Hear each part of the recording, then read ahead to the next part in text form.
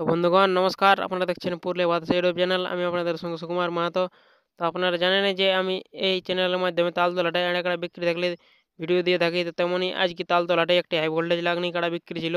তো আপনারা কাড়ার ভিডিও দেখুন এবং কাড়াটি কেমন আছে তা আপনারা কমেন্ট করে অবশ্যই জানাবেন এবং চ্যানেলে নতুন থাকলে চ্যানেলটি সাবস্ক্রাইব করে পাশে থাকবেন এবং লাইক কমেন্ট শেয়ার করে দিবেন।